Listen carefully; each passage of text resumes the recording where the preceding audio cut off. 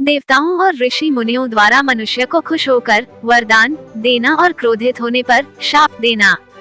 ये प्रथा सबसे अधिक रामायण काल और महाभारत काल में था।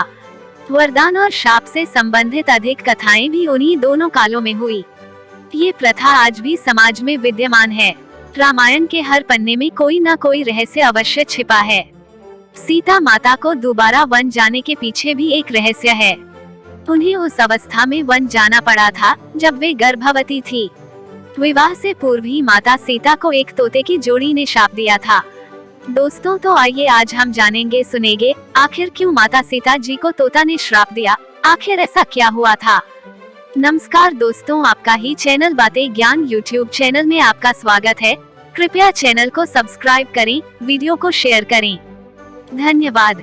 माता सीता मिथिला नरेश राजा जनक की पुत्री थी। सीता बचपन में एक दिन अपने सहेलियों के साथ बगीचा में खेल रही थी। खेलते खेलते उन्हें एक पेड़ पर तोता का जोड़ा दिखाई दिया। वे दोनों आपस में बातें कर रहे थे कि इस पृथ्वी पर राम नाम के एक राजा होंगे जो पूर्ण रूप से अपने प्रजा के लिए समर्पित रहेंगे। ये सुनते ही सीता माता का ध्यान उस तरफ गया और सीता उनकी बातों को ध्यान से सुनने लगी। मादा तोता बोली, राम के पत्नी का नाम सीता होगा जो अत्यंत सुंदर और सुशील होगी। तुम्हें पता है वह कन्या कौन होगी? नर बोला, मुझे नहीं मालूम। मादा बोली, मुझे पता है, वो कन्या जनक की पुत्री सीता होगी। सीता ने उन दोनों की बात सुन लिया और आगे की बात को जानने के लिए उन्होंने उन दोनों तोते को पकड़वाकर बंदी बना लिया। सीता ने अपने घर ले जाकर पूछा कि तुम दोनों को ये बात कैसे पता चला। तब तोते की उस जोड़ी ने बताया कि महर्षि वाल्मीकि ये सभी बातें अपने शिष्यों को पढ़ा रहे थे। मैं वहीं पेड़ पर बैठी सुन रही थी। सीता जी ने कहा, तुम दोनों जिस जनक की पुत्री सीता के विषय में बातें कर रहे हो वह सीता मैं ही हूँ। तुम्हारी बातें मुझे बहुत अच्छी लग रही है, इसलिए अब मैं तुम्हें अपना ब्याह राम से होने के बाद ही स्वतंत्र करूंगी। उन दोनों ने सीता माता से प्रार्थना किया कि आप हमें मुक्त कर दीजिए। हम तो आसमान में स्वतंत्र विचरण करने वाले पंछी हैं। हमें कैद में रहना अच्छा नहीं लगता है।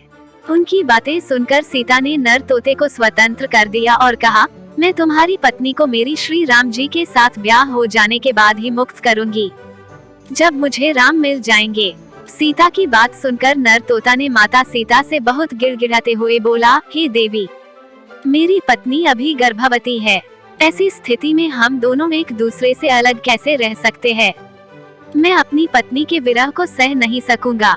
नर तोता के बहुत कहने के बाद भी जब सीता ने मादा तोते को नहीं छोड़ा, तब नर तोता ने सीता माता को शाप दे दिया कि जैसे तू मेरी गर्भवती पत्नी को मेरे से दूर कर रही है, उसी तरह तुझे भी अपने गर्भावस्था में अपने राम का वियोग सहना पड़ेगा। इतना कहकर नर ने तड़प तड़प कर अपना प्राण त्याग दिया। नर तोते के मृत्यु के कुछ समय के बाद नर के वियोग में मादा तोता ने भी अपने प्राण त्याग दिया। इस तोते के जोड़ी के शाप से ही माता सीता को भी अपने गर्भावस्था में भगवान राम जी का वियोग सहना पड़ा था। अतः हमें कभी भी किसी का दिल नहीं दुखाना चाहिए। हम सब हमेशा से ये सुनते आ रहे हैं कि 24 घंटे में एक बार हमारे जिह्वा पर माँ सरस्वती का वास होता है। उस समय मुंह से निकली हुई बात जरूर सत्य हो जाती है। इस बात का हम सबको ज्ञान नहीं रहता है कि माँ सरस्वती हमारे जिह्वा पर कब वास करती है। अतः हमें ये कोशिश करना चाहिए कि किसी को अपशब्द ना कहें।